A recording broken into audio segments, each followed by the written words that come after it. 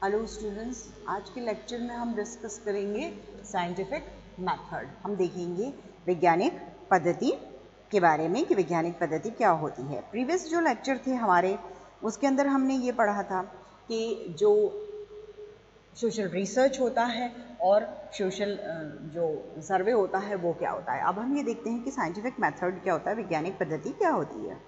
हम ये देखते हैं कि जो साइंस है वो अपने आप में कोई सब्जेक्ट मैटर नहीं है, वो एक ऐसी सामग्री होती है जिसे वैज्ञानिक पद्धति को काम में लेने के लिए हम यूज़ करते हैं, साइंटिफिक मेथड को हम काम में लेने के लिए यूज़ करते हैं। ठीक है, अब जहाँ नेचुरल साइंस जो होता है उसकी बात करें तो उसमें जो साइंटिफिक मेथड होता है उसको यूज़ किया जाता है। वहीं क्या होता है, सोशल साइंस जो होता है उसमें जो सोशल इंसिडेंट्स होते हैं उनको समझने के लिए इसको यूज़ करते हैं हम।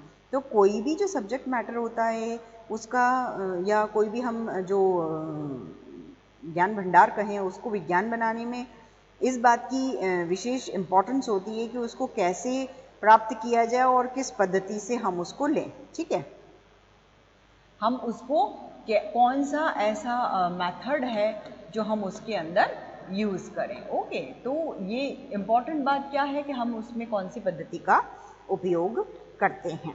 ठीक है, अब हम ये देखते हैं कि जो विज्ञान है उसका रिलेशन पद्धति से नहीं होता है, विषय सामग्री से होता है। जो स्टुअर्ट चेज थे उन्होंने ये चीज़ कही कि विज्ञान का संबंध पद्धति से नहीं है। किससे नहीं है? जो मेथड होते हैं उनसे नहीं है, बल्कि किससे है? सब्जेक्ट मैटर से है। किससे है?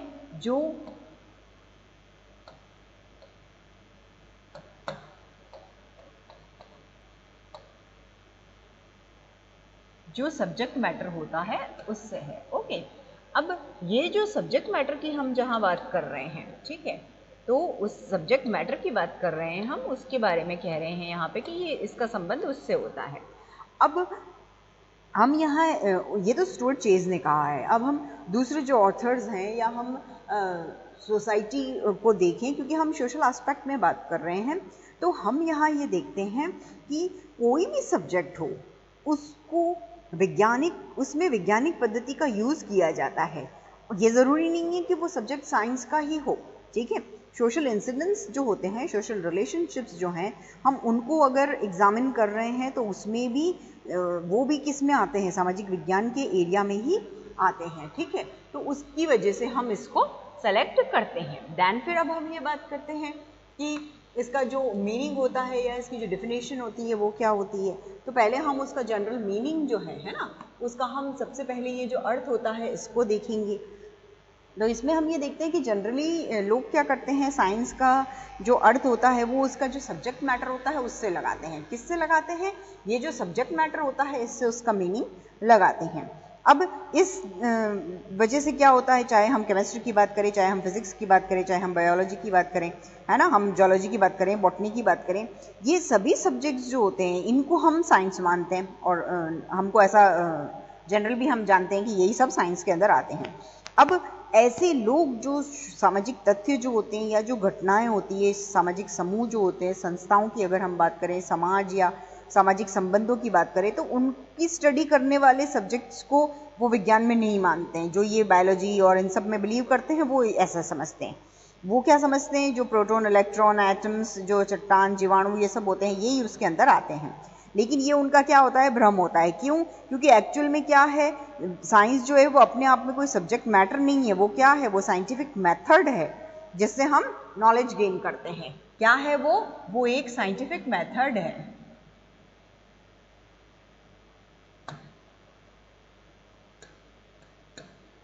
वो क्या है?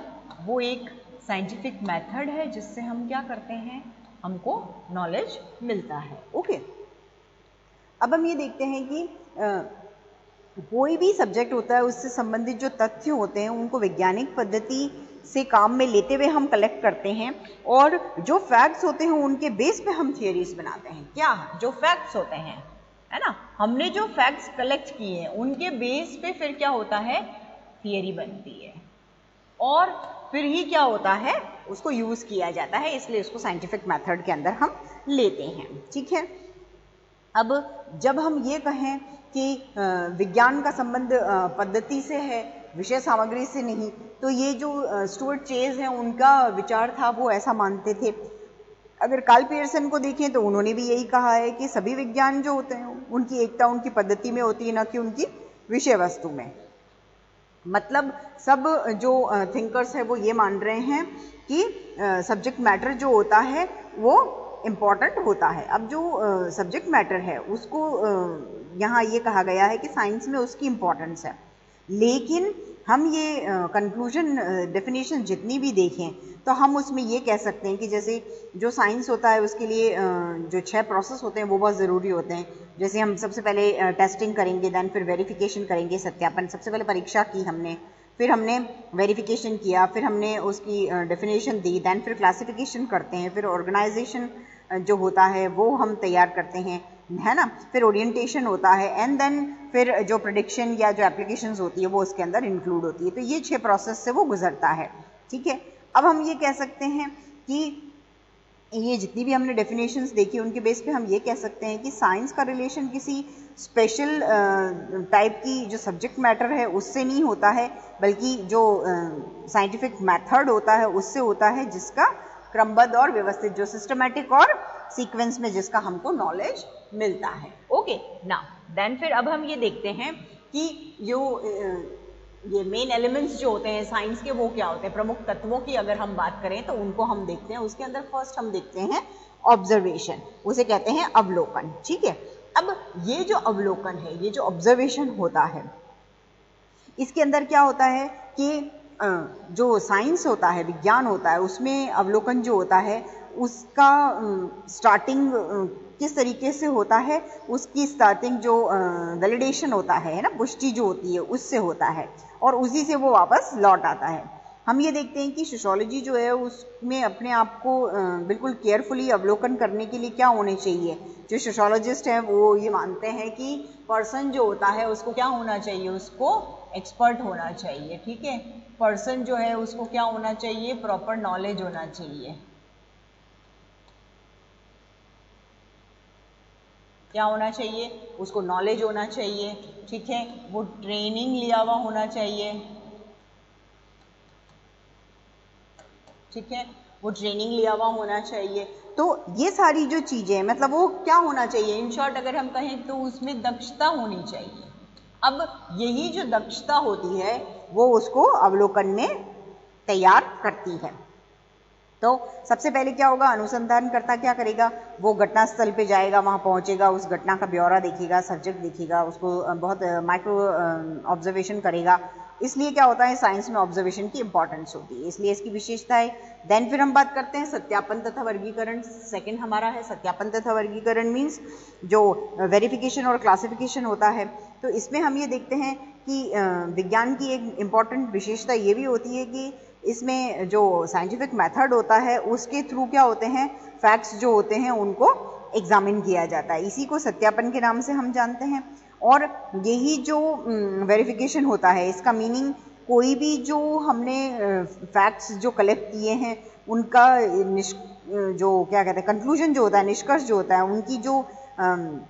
उनकी जो अश्योरिटी होती है उस पर होता है। अब सत्यापन के लिए पहले कंडीशन क्या होती है, पहली स्थिति से जो मिलती जुलती कोई अन्य कंडीशन होती है उसको हम लेते हैं, और दोनों में क्या होती है, अगर दोनों में सिमिलैरिटी है तो दोनों का नेचर ऐसा एक जैसा है, इसलिए उनको हम प्रूव कर देते हैं, सत्यापन। अब वर्गीकरण की अगर हम बात करें, क्लासिफिकेशन की हम बात करें, तो इसमें हम ये देखते हैं कि जो हमने डेटा हमको मिले हैं उनकी जो इक्वल कैरेक्टरिस्टिक्स होती है उनके बेस पे हम अलग अलग ग्रुप बना लेते हैं और उनको क्लासिफाई करते हैं। और इनमें क्या होता है, तथ्यों को अलग अलग ग्रुप में रखते हैं और उनको जो इक्वल होते हैं उनको एक जैसे रखते हैं, और जो डिफरेंट होते हैं उनको अलग अलग रख के और उनका जो रिलेशन होता है वो देखते हैं। अब ये जो क्लासिफिकेशन होता है इसका मेन ऑब्जेक्टिव क्या होता है कि जो डेटा होते हैं उनको बिल्कुल सिस्टमेटिक रूप से रखना, फिर उनके साइंटिफिक कंक्लूजन निकालना। देन फिर हम बात करते हैं सामान्यीकरण जो होता है, जनरलाइजेशन की हम बात करते हैं। तो इसमें हम ये देखते हैं कि इसका एक मेन जो साइंस जो है उसका एक मेन एलिमेंट होता है। ये क्या है, ये क्या है, ये मेन एलिमेंट होता है।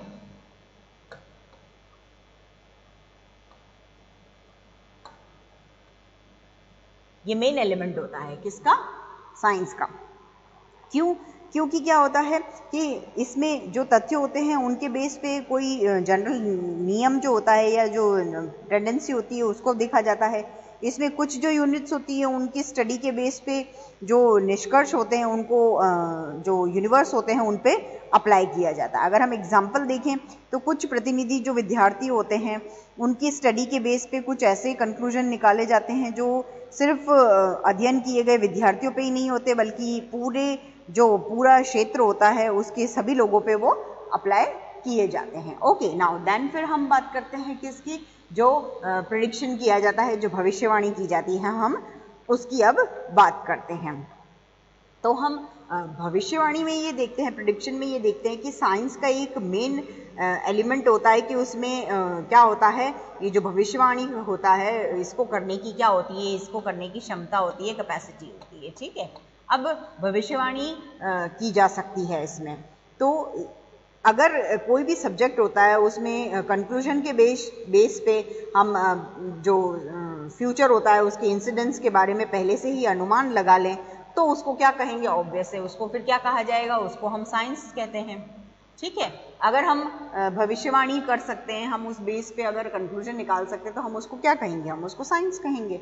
ठीक है, तो सर्वेक्षण की बात करें या जो सोशल जो रिसर्च होता है उसकी बात करें तो उनके थ्रू निष्कर्ष जो निकाले जाते हैं वो क्या होते हैं? वो प्रमाणिक होते हैं और वो फैक्ट भी होते हैं, सत्य भी होते हैं। अब अगर हम ये कहें कि फ्यूचर में जो कंडीशन है उसके एक जैसे रहने पे वो प्रमाणिक रहेंगे तो हम इस तरीके से साइंस में जो भविष्यवाणी होती है उनकी कैपेसिटी को हम देख सकते हैं, इसलिए ये एक मेन एलिमेंट है। देन फिर हम बात करते हैं वैज्ञानिक प्रवृत्ति, साइंटिफिक एटीट्यूड, कि उस सब्जेक्ट को साइंस कहा जाता है जिससे रिलेटेड जो तथ्यों का संकलन होता है वो रिसर्चर वैज्ञानिक प्रवृत्ति को बनाए रखते हुए करे, मतलब साइंटिफिक एटीट्यूड को बरकरार रखते हुए वो क्या करे? जो डेटा कलेक्शन होता है ना,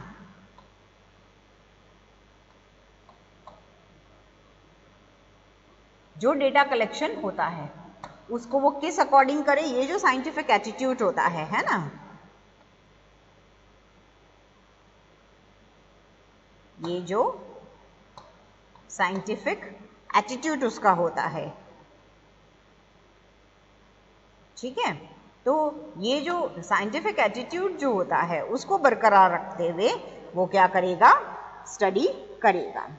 अब विज्ञान जो होता है, साइंस जो होता है, उसमें वैज्ञानिक प्रवृत्ति जो होती है वो मोस्ट इंपॉर्टेंट होती है और उसकी फिर 5 कैरेक्टरिस्टिक्स है वो हम देखेंगे। ठीक है, अब ये जो वैज्ञानिक प्रवृत्ति है इसकी विशेषताएं, तो इसकी भी 5 कैरेक्टरिस्टिक्स हैं, उनको हम देखते हैं। सबसे पहले हम बात करते हैं धैर्य की, पेशेंस की, कि वैज्ञानिक प्रवृत्ति जो होती है, साइंटिफिक एटीट्यूड जो होता है उसको बनाए रखने के लिए फिर क्या होता है? 5 हमको क्या चाहिए? विशेषता चाहिए। उसमें सबसे पहला क्या चाहिए? पेशेंस होना चाहिए। ठीक है, हम ये देखते हैं कि जो डेटा कलेक्ट करते हैं, तथ्यों को जो एकत्रित किया जाता है उनका बहुत केयरफुली उनका विश्लेषण करने और उनका काम जल्दी से ख़त्म करके रिपोर्ट तैयार करने के लिए जो इन्वेस्टिगेटर होता है उस पर कई तरीके के दबाव होते हैं, लेकिन उसको जल्दबाजी नहीं करनी होती है और जल्दबाजी में न तो उसको अवलोकन करना होता है, नहीं उसको निष्कर्ष निकालना है और नहीं घोषणा करनी है। ठीक है, उसमें क्या होना चाहिए? उसमें पेशेंस होना चाहिए।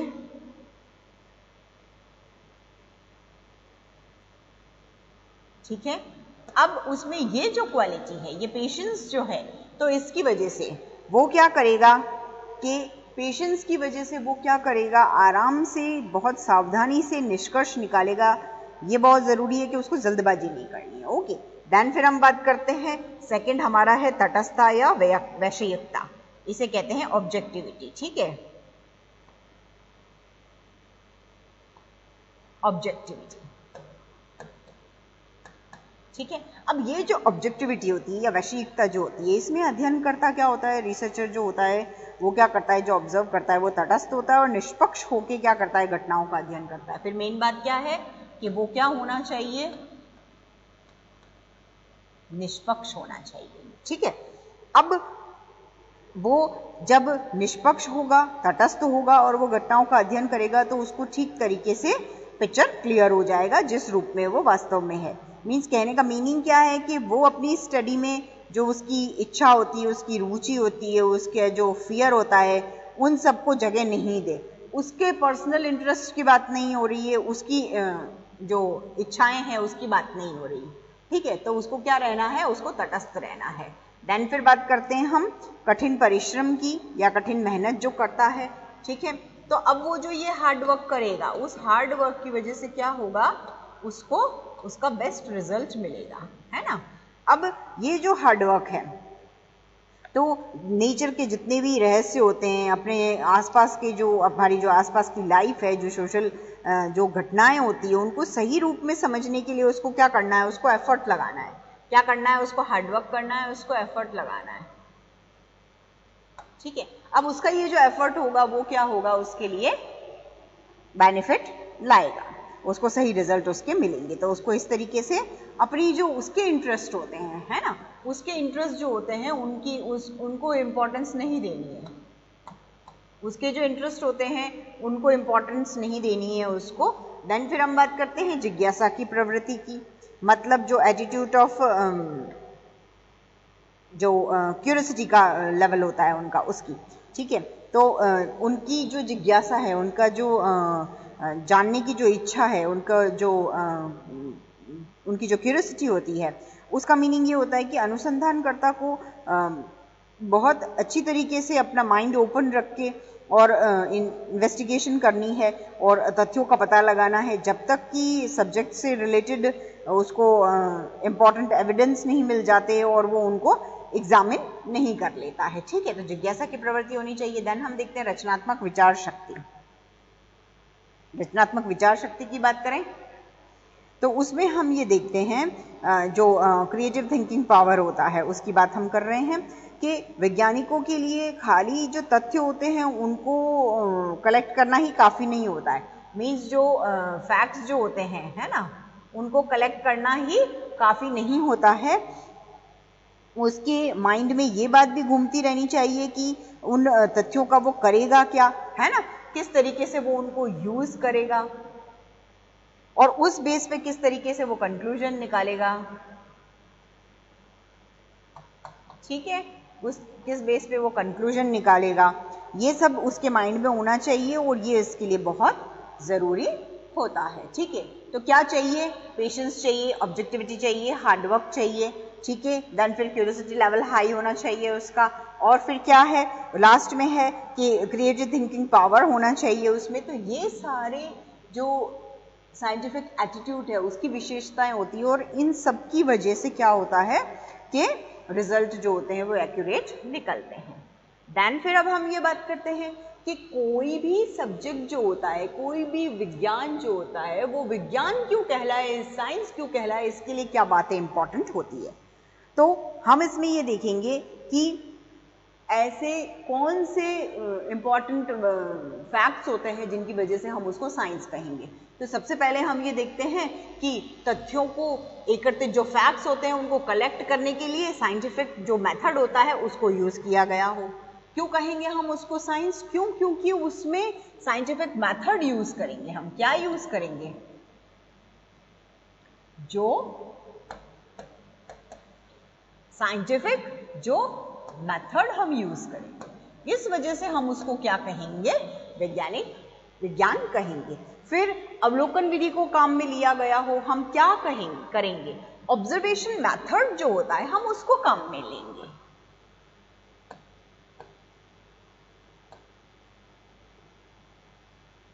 अब ये जो ऑब्जर्वेशन मेथड है हम इसको काम में लेंगे, इसलिए हम इसको साइंस कहेंगे। क्यों, क्योंकि उसमें डीप स्टडी की जाती है, ठीक है। देन फिर हम ये कहते हैं कि जो वास्तविक तथ्य होते हैं उनको एज इट इज प्रेजेंट किया जाए, ठीक है। मतलब दूसरे शब्दों में जो क्या है का स्पष्ट उल्लेख होना चाहिए कि व्हाट इज द प्रॉब्लम, है ना। क्या हम कहेंगे, हम ये कहेंगे, हमारा क्वेश्चन क्या होना चाहिए कि समस्या क्या है। अब जब हम इस क्वेश्चन का आंसर ढूंढ लेंगे तो वो साइंस में आएगा। ओके, नाउ देन फिर कार्य कारण संबंधों की स्पष्ट विवेचना होनी चाहिए। कॉजेज और इफेक्ट जो रिलेशनशिप होता है उसको क्लियरली एक्सप्रेस करना चाहिए, ठीक है, तो इसलिए उसको साइंस कहा जाएगा।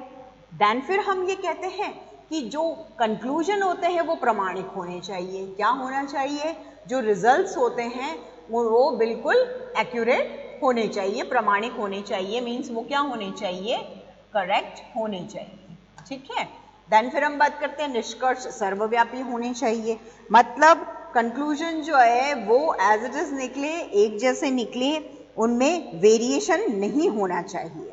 फिर के जो निष्कर्ष होते हैं वो प्रामाणिक हो और उनकी सत्यता की जांच होनी चाहिए, है ना। वो एक्यूरेट होते हैं तो उनकी सत्यता की जांच भी हमको करनी है। देन फिर हम बात करेंगे कि जो निष्कर्ष हैं वो क्या होते हैं?